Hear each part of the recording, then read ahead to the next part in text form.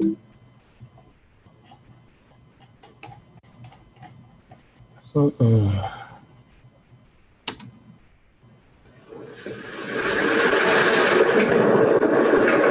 me tell you why you're here. You're here because you know something. What you know you can't explain. But you feel it. That there's something wrong. You don't know what it is, but it's there. You can splinter. Drive you mad. Do you want to know what it is? You can feel it when you go to work, when you pay your taxes. It is the world that has been holding your eyes to blind you from the truth. Like everyone else, you were born into bondage. Born into a prison that you cannot smell or taste or touch. A prison for your mind. Unfortunately, no one can be told. You have to see it for yourself.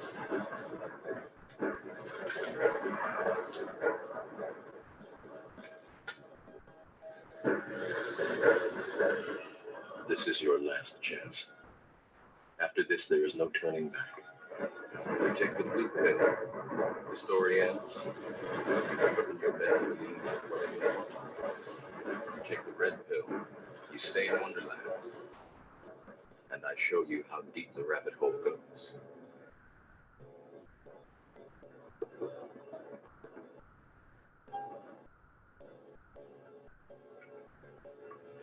Remember, all I'm offering is the truth, nothing more.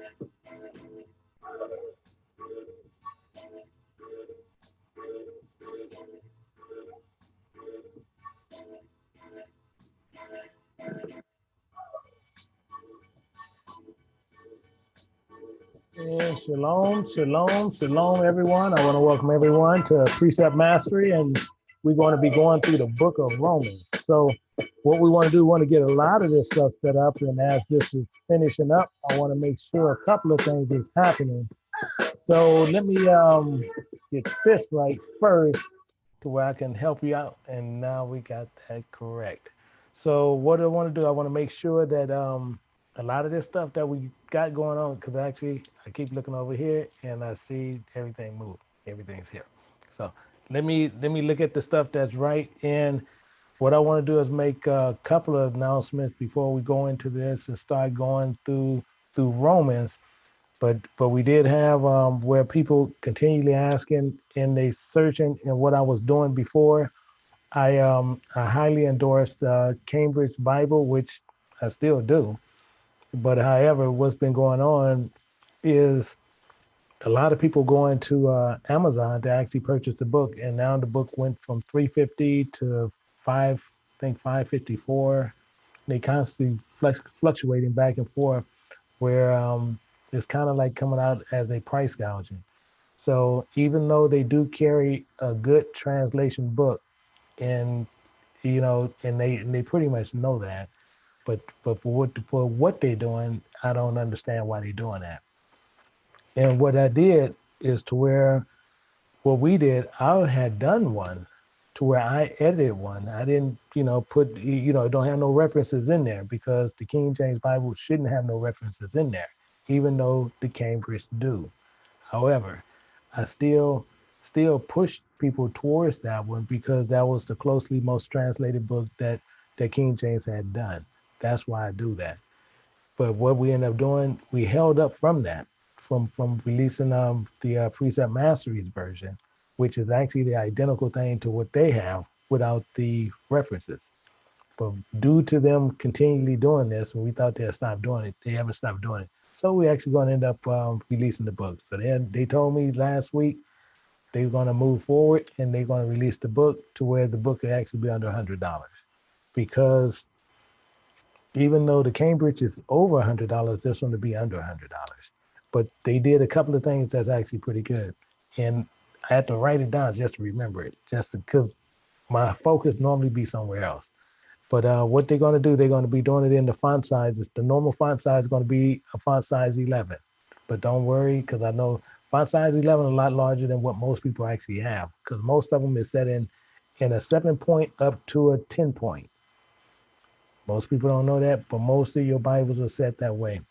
Ours is going to be at 11-point. They're going to be a 12-point, a 14-point, a 16-point, and a 17-point, and a 18-point, which means the people who have a hard time seeing, but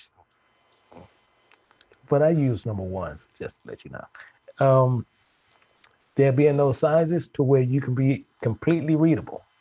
So if you might need a 16-point, it'll be a 16-point, it'll be a 17-point, and an 18-point.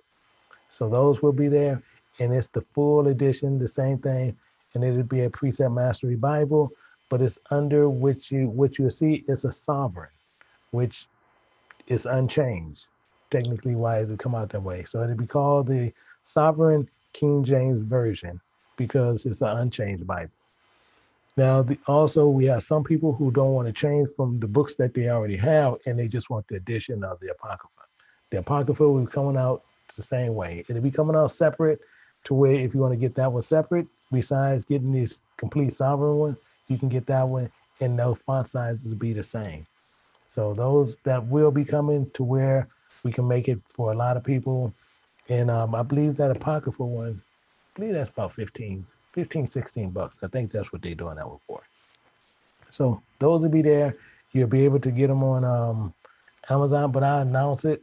But you'll be able to get them on Amazon, Lulu, and Barnes and Noble, and a few other places. So those will be there, but it'll help you out a great deal to where you can actually do readable, because most large font Bibles, full blown with all the books in there, most of those you can't get at those font sizes.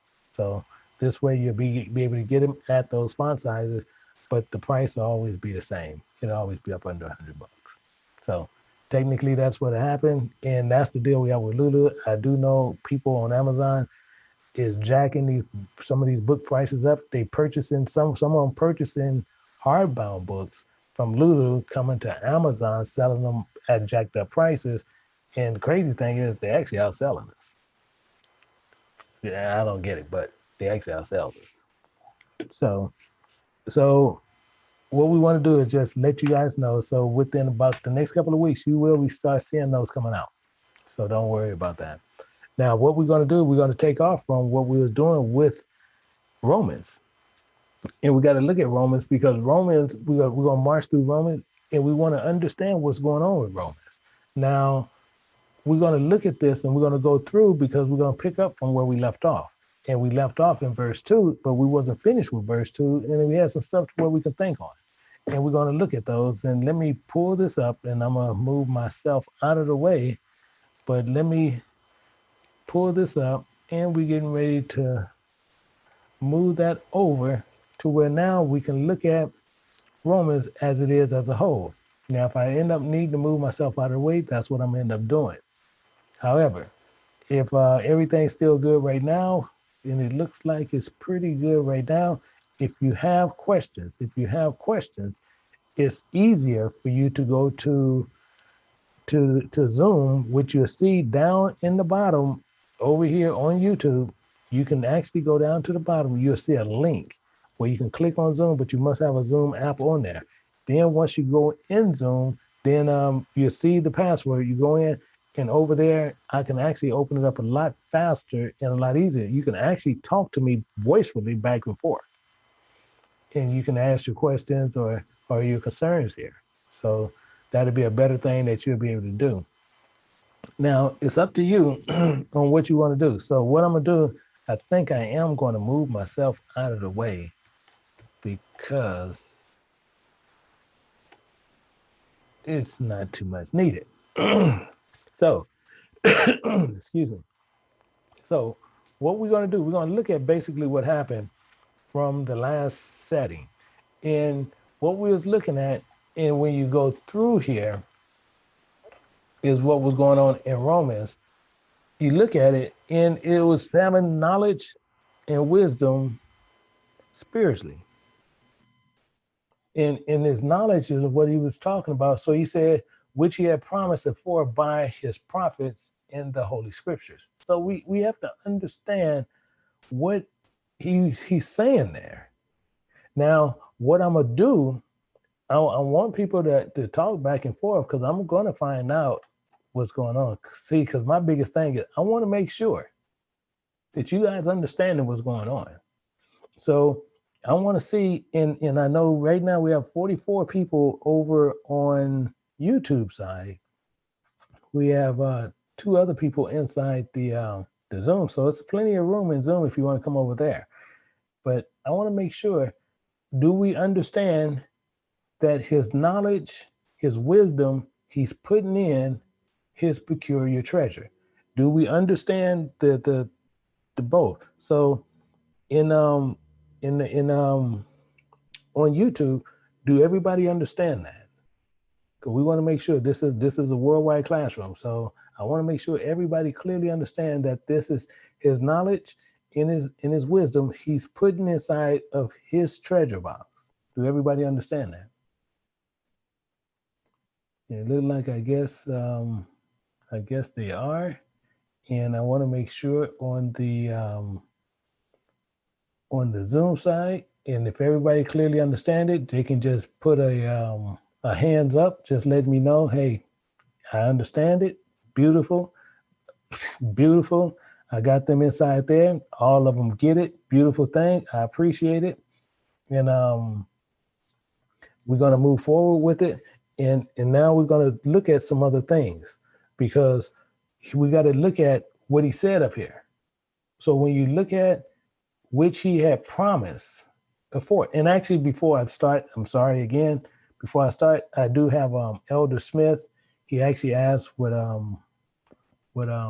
application I was using to do this. And I'm gonna have to get back with him. And once I get back with him, and then we can work out some things, because I think he was having a few little issues with it. So I want to make sure he can get those issues cranked out. But I still believe, and I'm going to check with it, I believe it was still like $15 for this app that you see me doing it with. But that app is actually only geared towards Apple computers. But once I find out what's going on and I can see that it's nothing serious going on, then what I'll do, I'll let you guys know which one it is, because Elder Smith, he's actually the only one even ever asked about it. But the main thing is, I guess he want to make sure what we're using to where he can do it. But then the benefit that he didn't know that I didn't bring up is going to benefit him, because he's going to be able to take all this information right here, and he can use that chart, but he's going to be putting all this information over here. He's going to be putting it in that preceptor. So you probably didn't know, but now you know. But all that information to go there. But this is how you do your brainstorming. You do your brainstorming, a lot of that's right here. So what we're looking at, because we turned down the entire book. So when you're tearing down the entire book, we have to scope out everything. So if everybody follow me, we sitting there, and we not taking is. So again, we're not taking no questions as far as outside of what we're doing. So all questions need to be concerning this Romans 1:2 as we move forward. If you're asking a question outside of what we're doing, it will not get answered whatsoever, because we're not going back and forth and just darting about different questions. So what we want to make sure of is just stand to what we're doing. So now what we're going to do here, we're looking in, we're seeing what he's saying here. So he said, which he had promised afore by his prophets in the Holy Scriptures. So we know here, and we use where he says what he promised. But he promised that we'll be a peculiar treasure unto him above all people. And again, please, and actually I do appreciate that. Yeah, because we got rules and regulations right at the bottom. Yeah, I can see those. And what we need to see, and look at Psalms 31, 35, and 4, it says, the Lord hath chosen Jacob unto himself and Israel for his peculiar treasure. So once we want to get a complete understanding why he's saying it in that form, because he has chosen us to be the holders of his treasure. See, and this is what you're supposed to be doing. You guys are supposed to have some more stuff up here. So if we're the holders of his treasure, we're the holders of the information, that the knowledge that he's given, the wisdom is given. And if we're the peculiar treasure, if we're the chest on where he's putting it in, then that's what he's telling you right here. So we know right here, he reign is knowledge, reign is knowledge. It is telling you both in both verses. How do we know this? Let's go look at a couple of them. We're going to see this here, and they're going to say the same identical thing in both areas. This is how we're going to know. So we're going to go over to Deuteronomy. We're looking at Deuteronomy, and we're going to look at 28 and verse 12. And it says, and Yahweh shall open up unto thee his good treasure, his knowledge, his understanding. That's what he's saying. He's going to open this up. And he said, the heavens will give rain. Now, this is the knowledge that he's going to rain on you, and he's going to put in you in the land in his season, and bless all the work of thy hand, and thou shalt lend unto many nations, and thou shalt not borrow. And most people look at this as in money, and that's not actually talking about money, not whatsoever. It's actually talking about learning. You're going to lend to them, and you're going to be giving them things to which they can understand and learn from, is all he's really saying.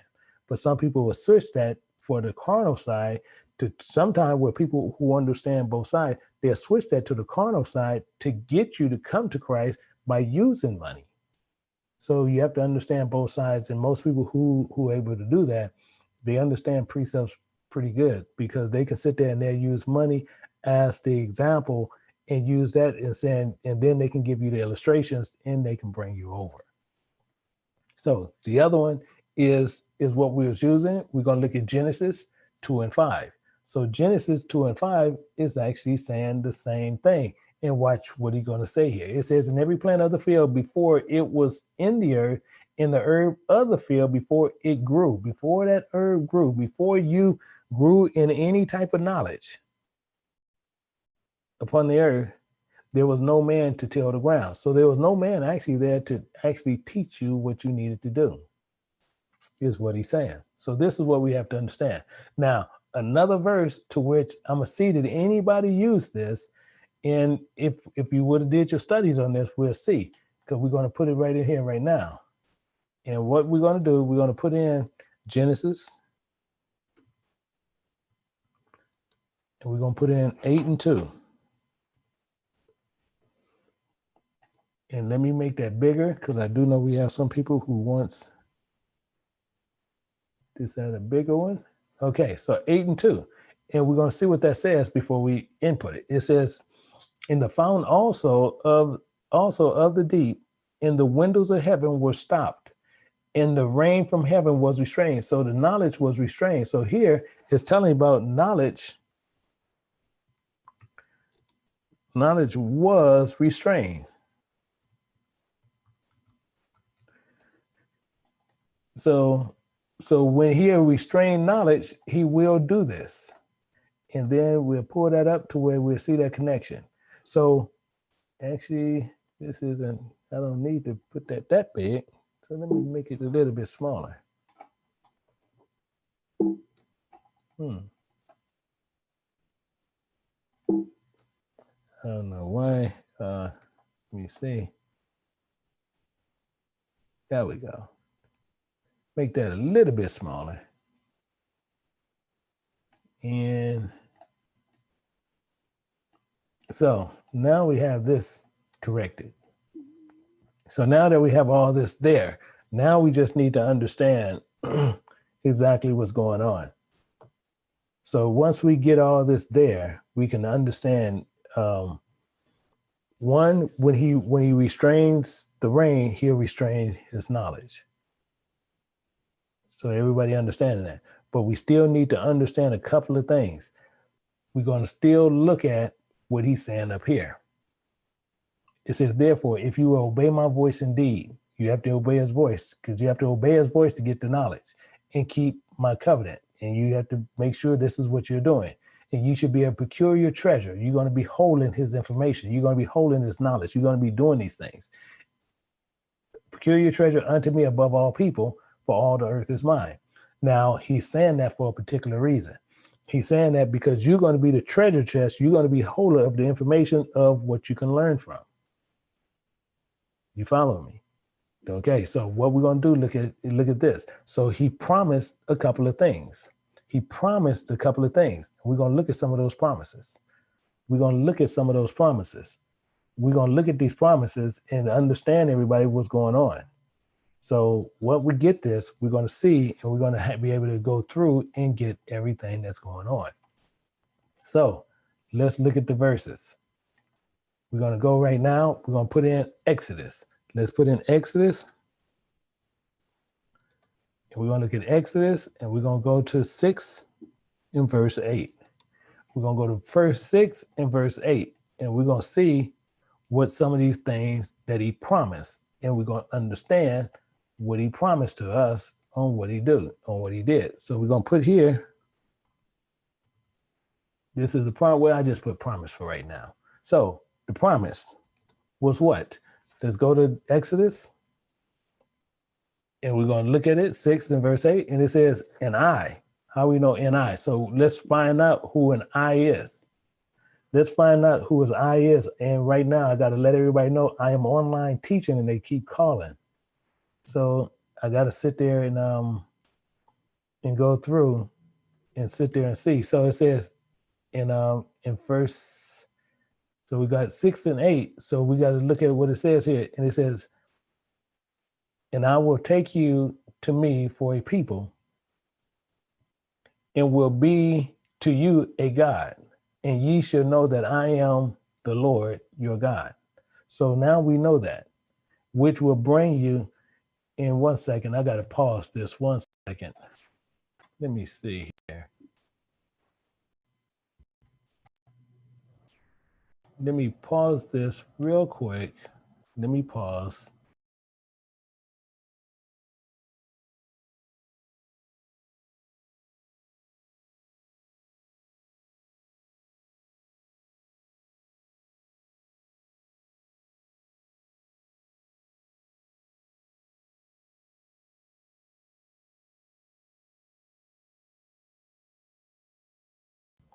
Okay, so let me go back to this and get this back going. Okay, so the same thing here is the promise on what we want to understand. So this promise we got to get in, let me see, 1 second. Okay, so it's saying something else I cannot do. So let me put that over here.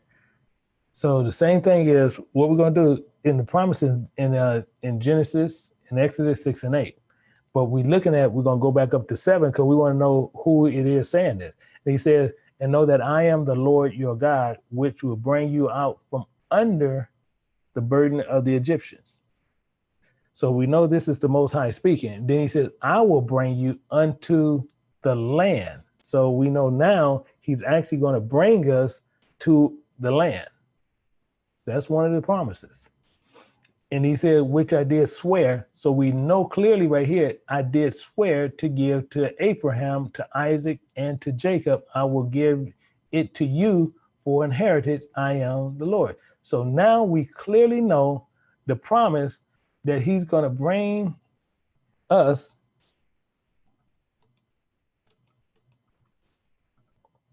to the land. This is the promise. So we need to understand what this promise is. And we're going to see a couple of other things that's going to go on. And then we got to put everything together. So we know this is one of the promises. This is one of the promises. One of the promises is he's going to bring us unto the land. Now, we do have a problem where some people believe they can have the promise and don't have to do anything for them. And the reason we're in the wilderness, most people don't understand why we're in the wilderness. It's the same thing as if you have a dog. So let's look at some of this to where we can understand why he brought them out of Egypt and brought them into the wilderness before he brought them into the land. And we're going to find out why we're in the wilderness. And before he can bring us back, we got to find out why. So we're going to understand this all together. Meaning what?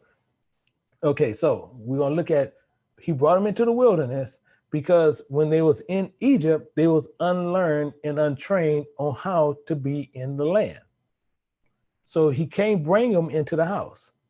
The same here. We are in the wilderness right now, and we cannot be brought into the land because we too don't know his laws, his statutes, his commandments, his ordinances. We don't know how to be in the house. It's the same as you have a dog.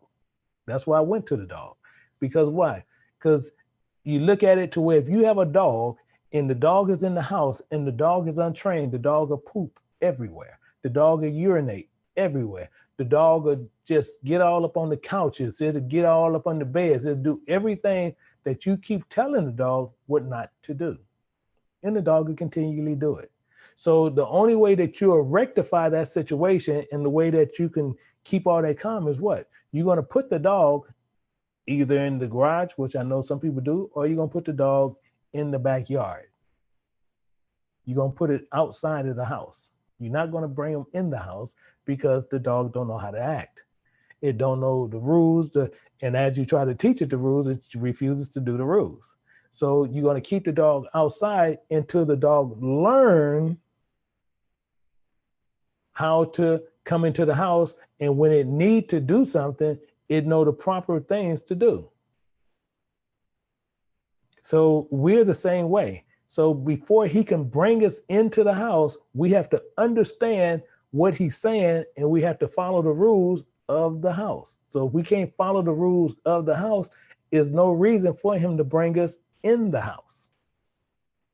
But we have many people think that all they have to do is sit there and just say, I'm under grace and this man paid it all for me. So I have all rights to come inside the house. And that's not true. That's why he says you have to take up your own cross and follow him. You have to take up your own. And if you don't take up your own, then you still is going to be just like the dog outside the house, don't know the rules inside the house, and you don't know why you can't get in the house. That's part of the problem that most people have. And he tells you a couple of things because most people are not going to do those things. So he promises more than this. He promises more than this. And we're going to find out what some of these promises are. Because we got to find out why he promised this a certain way. And we're getting ready to find out why he promised this a certain way. So let's look at this as a full thing and we're going to understand it. So he's telling you, if he also promised, if you don't do certain things, he have to retrain you, and sometimes he will chasing you to get you to do right. Now, we have more common sense than a dog, that I hope. So if we do that, he's telling us right up front on what some of these promises are. So for us to be retrained. So we're going to look at another promise. We need to look at another promise. And we're going to go to Leviticus. And we're going to look at 26 and 21. And this is all promises that you see, which he had promised afore by his prophets in the Holy Scriptures. So, and we seeing what he's promising. So we're going to look at Leviticus 26 and 21. And we're going to see this is him talking. So let's look at this and we're going to understand it. 26, 21, it says, if you walk. So if you're doing contrary to what he's saying, if you walk contrary unto me, if you do opposite of what he's trying to teach you to do,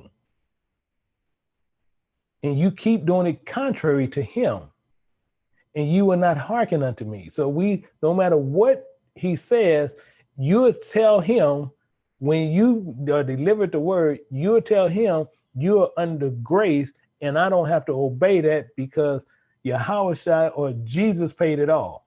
So I don't have to do that. That's done away with. The laws of the house is done away with. Are you following me? Because this is what people do. And this is the mind of Paul. This is what Paul trying to get you to see. So we're going to look at that real close. And that's why we're tearing this down, to look at all the angles that Paul had to use before he spoke to them to get them to understand. That's why I say Paul was extremely dangerous.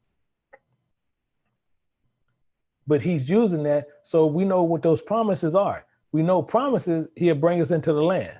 But he has another promise there. And you will not hearken unto me. I will bring 7 times more plagues upon you according to your sins, according to your disobedience, according to all these things you're doing. So he's going to bring plagues. This is another promise. And that promise is just that, is what? He's going to bring plagues upon us. This is a promise if we do what? That is contrary to him. He's clearly letting us know this. Actually, I need to put a border on it. Let me put a border on these. And a border there. Okay, so I got borders on them. So now we know he promised to bring us into the land. And if we walk contrary,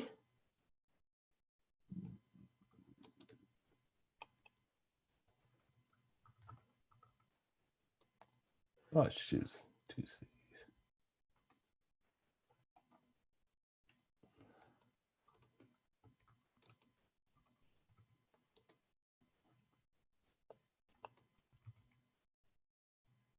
So we walk contrary, then plagues. Then discipline gonna come. See, this is how you look at it. Then if you do contrary unto him, then he will discipline you. This is clear all in scripture. And he's saying he gonna bring it 7 times more, because he'll show us what we need to do. But for whatever reason, we just stiff-necked and hard-headed, and we can just continue to do it the other way. And some of us are going to continually fight this. I don't care what we do. We're going to fight it. We're going to fight it, and we're going to fight it, and we're going to fight it.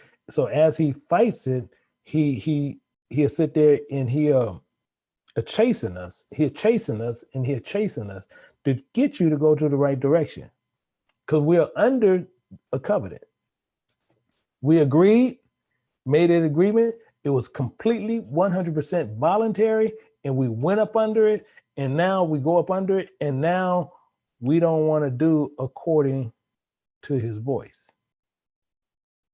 That's pretty much the problem. We have another one here, which we're going to pull in, and I believe I can do this. I believe I can copy, and I can paste this, and then I can just change the thing. But let me, yep, can. So, because what I'm doing, I can put in verse 25. Verse 25, and we're going to look at that. It says in verse 25, Leviticus 26:25, it says, then I will also, well, no, not right there, 26:25. It says, I will bring a sword, another promise. But 24 is tied to it. That's why I'm trying to see why I didn't put that there. But 24, I'm gonna put 24 and 25 there because both of them should be there. Because it says, then I will also walk contrary unto you and will punish you yet 7 times for your sins. So he's telling you clearly what he's going to do. So it's no secret. It is no secret. And people think when something bad happens or you've been chasing and you don't know why, for some reason, we act like we don't know why.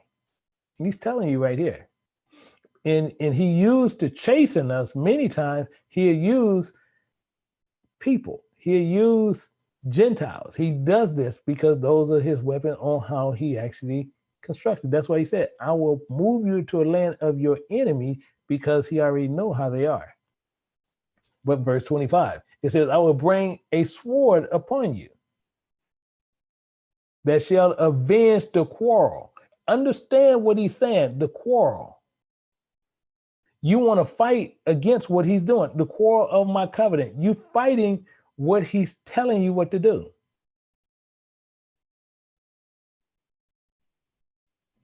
He said, obey my voice and keep my covenant, and you want to accept it because you want all the good, but after you have all the good, guess what?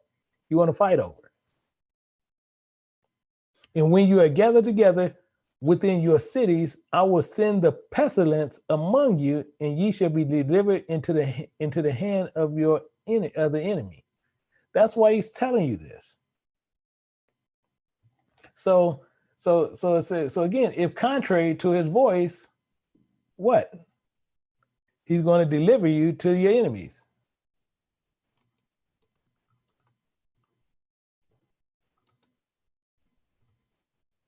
He's going to do this. He's very upfront. And for some reason, we act like we don't get this. For some reason, we act like we don't get this. So we do know what his promise is. Promise, and we'll put here, let me do here.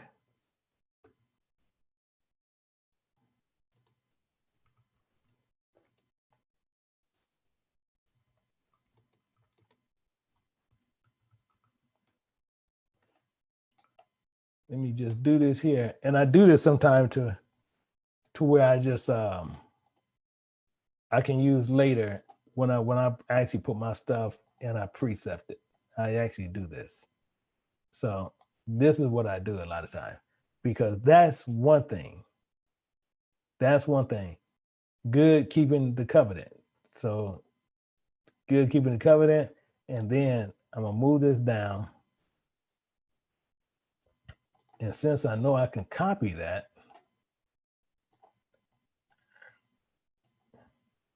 and now what I'm going to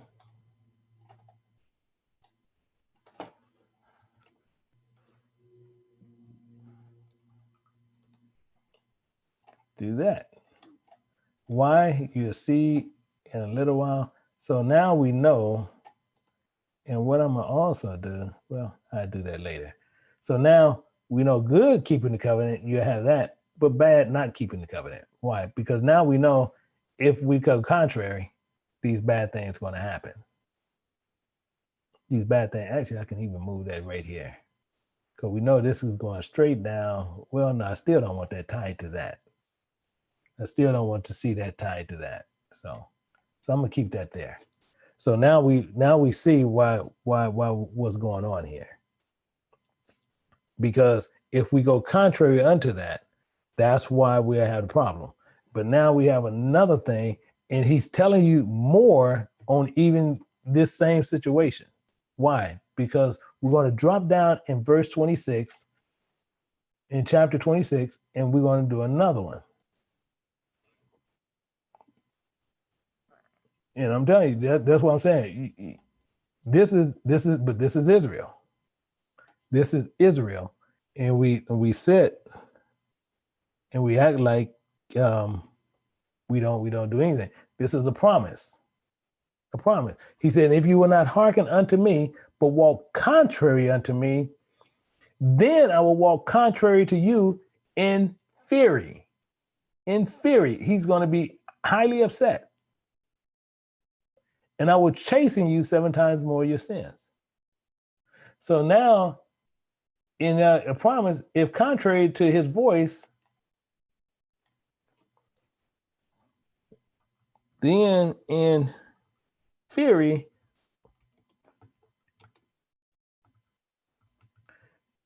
okay, I don't want to take the boldness out. Let me take the boldness out.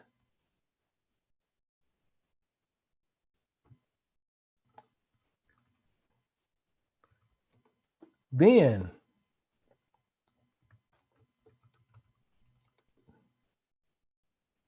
gotta do it this way. I'm glad I did it that way.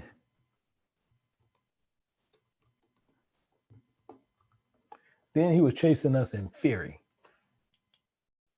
letting you know exactly what the problem is.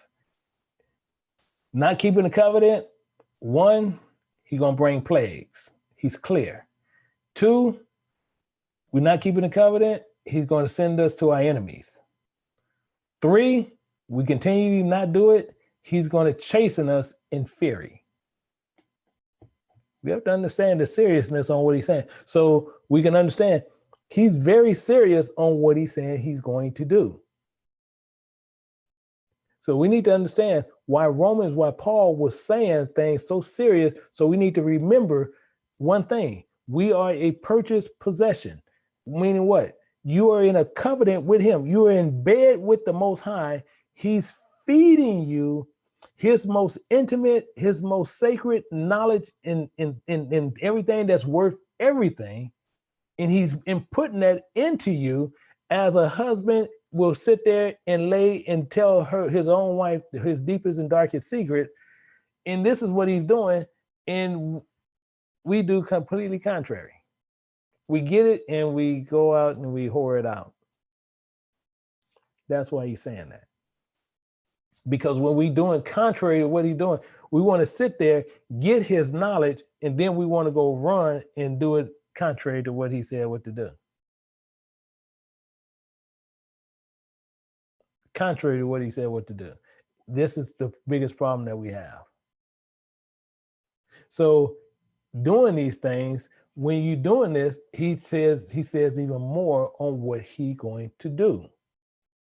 These are promises. These are promises on all the things. These are promises. And people are looking like, man, he done promised a lot of bad. Yeah, this is the Most High. We have to understand where he stands. And we understand where he stands. When you under his covenant, you don't even know. All you do is just walk in his word. That's it. Walk in his word and you're good. His commandments are not grievous. It tells you that in 2 John. It tells you this. But we'll sit there and we want it even better. We don't want to obey nothing but enter into his house. So he made more. He said more to this. And we're gonna go out of here. We're gonna look at another part, and I wanna add another part here. And people sitting there, it's more, yeah, it's more to this, but we got to go into another book. We got to go into Jeremiah. And most people, Jeremiah not so cool to go into. Why? Because we're gonna look at what Jeremiah said, and we're gonna look at this promise of what he's saying. He said, so when we do this, he gonna do something. So when we do those, we're gonna continue to walk contrary, and he gonna chasing us. So he has no reason to do other things. Meaning what? He has no reason to feed us more knowledge. Therefore, the showers have been withholding. So for that reason,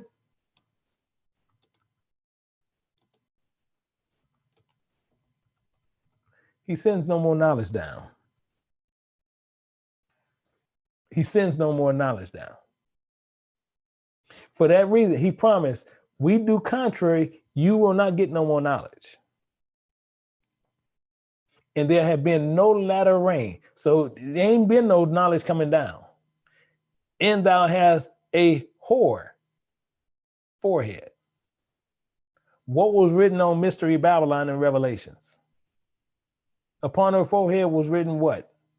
Mystery Babylon the Great. This is all tying to everything. So thou refusest to be ashamed, and we're not even ashamed of this. So when he's telling you, which he had promised afore by his prophets, most people just look at what is good in his treasure, not looking at the bad side of the treasure, because he goes into more. As we go down through Romans, we're gonna see the good and the bad. This is what Paul does. We know, and they'll just show you all good. They'll go in Romans and they'll tell you all good. And I'm showing you both sides. I'm showing you both sides because we need to know both sides. We need to know what covenant you're in. So we did this. So the same thing. If he did this, we have to understand why in here is he calling us a whore? He calling right there in verse 3. He said, and thou hast a whore's forehead. Knowledge. This is we're not even ashamed of it. And as I even said earlier, he was being like a husband sharing his most intimate information to come into eternal life. So we have to put another one down here, and I'm gonna show you why he's saying this. We gotta look at another verse. We're gonna go down and we're gonna look at verse 14. And then we're gonna change it up. We'll be able to change. It says, turn, O backsliding children, saith Yahweh. For what? For I am married unto you. This is why he says that. If you're not connected to somebody, how can they call you what they don't know? How can they call you a harlot? How can they call you a whore? Well, basically, harlot, one thing, because you're doing it for money. Whore, something else. So my mistake. But if you're a whore, how can someone call you a whore unless you're tied to somebody?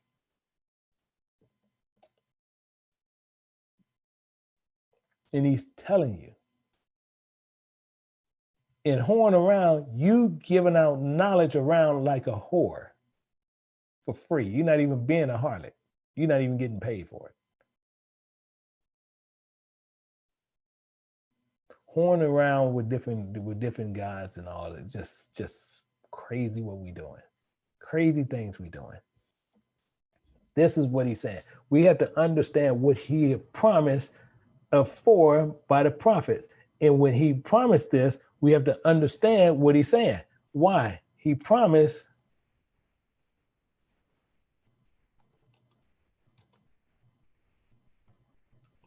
to his wife. That's us.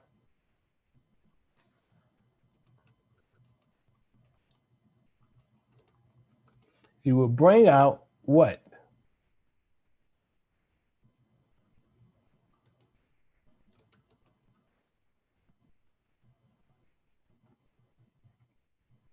And What else he's going to do?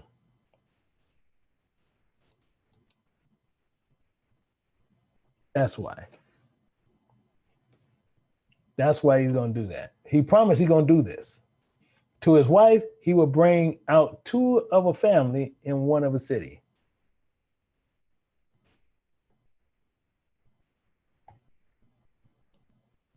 This is his promise. This is a promise that he's going to do. Just even if we do have some teachers that are here, and if you just want to just show just this covenant, you can literally go through the promise, and it actually has shocked people once they actually see exactly when you put this on paper and you can look at this all together. We know the Most High, he's so straightforward, it's unreal. But we continually want to play around with his doctrine. And we know Malachi 3:6, for I am the Lord, I change not. We know Psalms 89:34, for he would not alter nothing that has gone from his lips. So if he's not altering nothing, he's telling you right up front what he's going to do.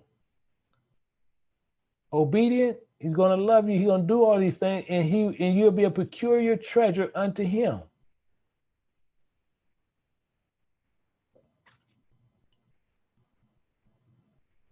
These are things we need to do. But we need to look at a little bit more. Why?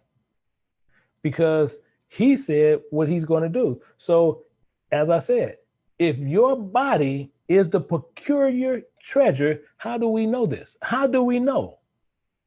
If he's going to put his information inside you, how do we know that your body is the peculiar treasure? Let's look at this. Actually, I can't. I don't know why I did that. Let's look at this. One of the most straightforward things, and this is one of the simplest ones, is what? 31:33. Uh-oh. Need to go back. 31. Look like it's separate. So why? Because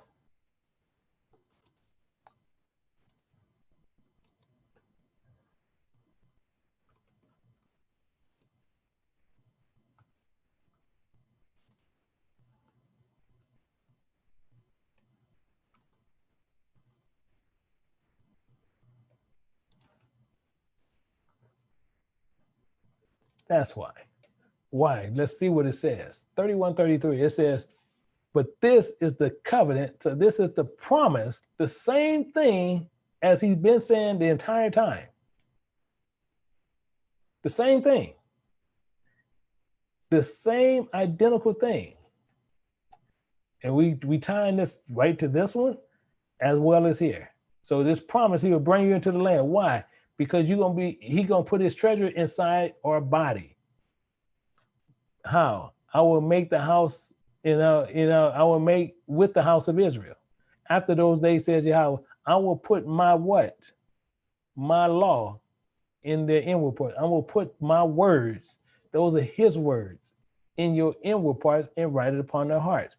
And I will be their God, and they shall be my people. Why? Because you have the knowledge of God. You have the knowledge of God. So you'll be able to come into the house and do his pleasure. Why? Because you know what's going on. God promised what he would do. He said he'll give us knowledge and give us wisdom. He'll bring us back into the land as he promised our fathers, Abraham, Isaac, and Israel. And you know he don't go back on his promises. In the knowledge of his wisdom, in his knowledge of his wisdom and understanding, and what he says right here, what he tells you right here. Let me go right here to one verse, and we're going to understand what he said. Because since we're going to know this, he promised us another thing. We got to see what that promise is. We got to see what this promise is. And actually, let me move these here. I'm going to do it this way. We're going to do it right here and show you. Because this is another promise he's going to do. If we do all that, he promises one thing. Let's go to 19:6. Exodus 19, verse 6. Let's see what this promise is. Now, he says, and ye shall be unto me a kingdom of priests. Why? Because you have the knowledge of God. In a holy nation, these are the words which thou shalt speak unto the children of Israel. So if we do these things, we will have the knowledge of God, which will make you what?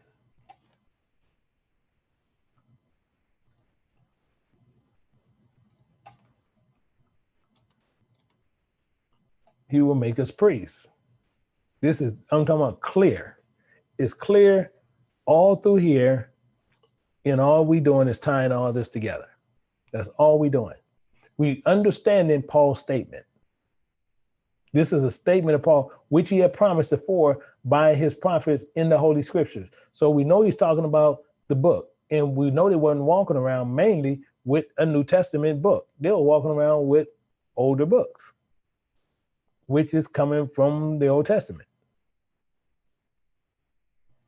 But you have other people which they will sit there and tell you Paul is speaking all this new stuff, and they stay in the New Testament on Paul. But you see right here, and it says, which promised before by his prophets of the Holy Scripture.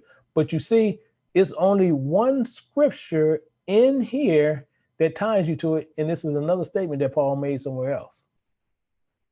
Which he had earned it to our inheritance until the redemption of the purchased property, or the purchased possession, unto the praise of his glory, unto the praise of his glory. Only thing used where he's really just saying technically the same thing, just another way. Everything else is telling you why Paul formulated all this stuff and what was going on. This is why. Why? Because he said, which he had promised. What did he promise? He promised to Jacob and to Israel to be a peculiar treasure. He told them that beforehand, and we see that where it happened also in Exodus 19, verse 5. You see a repeat of that from David in Psalms 135, verse 4. You see what he said he's going to do. He's going to put his treasure. His treasure is his word. He's going to put that inside of us, and he wrote it upon our hearts and our minds. He told you that in Jeremiah 31:33. These are things he promised. And now we can see this. We got it laid out so we can see it. And then he said, what? And then he promised something else. I'm going to bring you into the land. I'm going to bring you into my house where my name is. That's what he's telling you. And he said, I'm going to make you a kingdom of priests. I'm going to make you priests.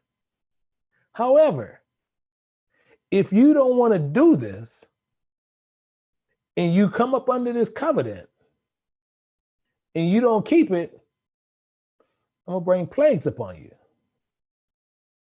You're going to be contrary to my voice. I'm going to send you to your enemies. You're going to be contrary to my voice. I'm going to chasing you because I'm going to be highly upset because you sitting there and I'm doing things and you still being contrary. You're going to stay contrary to me. I'm not going to give you no more knowledge. You're going to stay contrary to me. That's why I'm going to take only one of you guys out of a city and two out of a family. This is why I got to do this. This is what he's saying, and it's right there in front of you. And you can flip this around all kind of ways. This is why people would love to sit there and they'll say what they dislike, but when you have everything right there in front of you, you can't refute it. Why? I'm gonna put a verse there.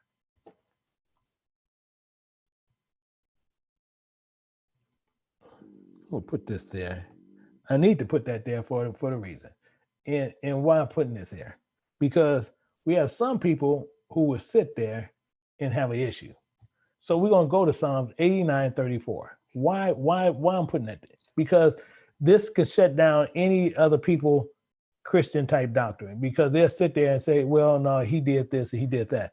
So technically the reason I'm putting this here, 89:34, and we're going to look at it and then we're going to fill it out.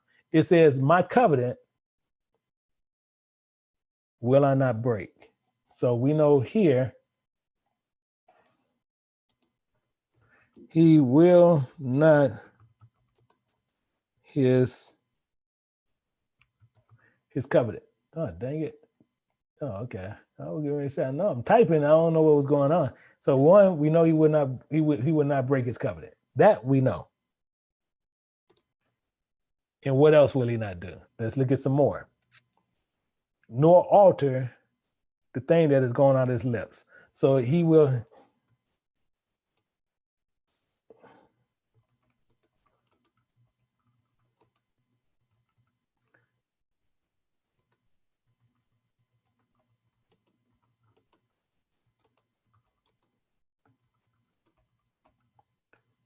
So these are things he will not do.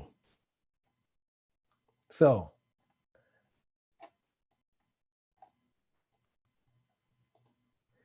if we know this, so what this is for, the reason I put that there, and no other reason, because we'll have Christians and other people will tell you that he's changed in the New Testament, and it's telling you right there, he's not changed. He haven't changed. So if he haven't changed, who changed it? If he haven't changed, who's changing it? But this is what they love to do. People love to sit there and believe that, well, he did this way and now he's doing it another way. And all you got to do, and they want to pair that up, you go to Hebrews 13, verse 8. Jesus Christ, the same yesterday, today, and forever.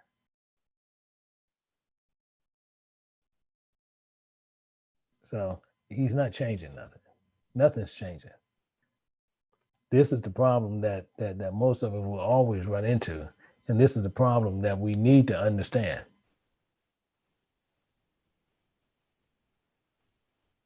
This is what we really need to really come to when we're dealing with scriptures. So what we're going to do, we're going to let people finish this out. Mark your stuff up. Hopefully that you guys did a lot of this, and to where you can I need to make sure that stopped. Yeah. Hopefully you guys did a lot of this to where you can go ahead and fill a lot of that out on your own. Now, if anybody have any questions, right now I can take a few questions concerning this. If you need something to go with this, I can see both sides. I can see I'm going to take more so the ones that's inside the Zoom faster than I will be able to take the ones in the on YouTube. But if anybody have any questions inside, you can put your hand up. I can bring you up. And then YouTube, you just post your question, and then I will answer it, from there. But if we don't have anything, I'll give you guys a couple of minutes to where you guys might be going over some notes or whatever that you might want to go back to, and you might want to do it. So I'm gonna give you a couple of minutes to do that. But the main thing is, what we want to do is understand exactly what the mind of Paul is. See, because people will tell you, Paul just telling you how everything was done away with. But right now we already see Paul is telling you about certain things as he was going. And he now, because once we get into verse 3, I'm talking about he changes the entire direction and he goes into some serious stuff as he continued to go down. So, do we have any questions in the Zoom? And it appeared that we don't have anything there. And I don't believe nothing is there. And do we have any on the other side? because I don't see anything there either. So, and actually I'm getting ready to switch this connection to go full blown on it, which it should have just switched out, So currently we don't see anyone else. That's no questions. So I don't think we have any questions. So what we're going to do, we're going to end up picking this up and we're going to be going over to verse 3. And once we go over to verse 3, then we're going to start getting understanding. And once we get down there, it's actually going to start going kind of rapid. So make sure that you have your notes and take your notes and everything to where it assists you the best way possible. Because as we start going rapid through here, then a lot of things going to go faster. But what it does, it helps you to understand the mind of Paul and what Paul was trying to actually convey to everybody to understand the scriptures. So again, I'm looking over in Zoom. I see no hands up for no questions, and I see no questions over in the YouTube. So look like we're pretty good. So hopefully and I just get a thing. Yeah, you're more than welcome, my brother Antonio. I just want to just make sure that everybody gets it. So as long as everybody understood it, that's why I'm real particular about that, because I don't want you to walk away acting like you partially got it, but don't have it. If you don't have it, the most unwise question is the one that is unasked. So if you're not sure about something, it's simpler to ask the question pertaining to this to understand it than to not understand it and then walk away. And then 30 verses down, you ask the question about verse 2. And that's where we have to end up start having issues. So it looked like so far we still coming with nothing. So it looked like we're pretty good. And it looked like we can get ready to close this out, and everybody else we should be pretty good on. So I see no questions. So with that, I will bid to everybody until our next class for Romans. So until next time, I will bid each and every person a shalom.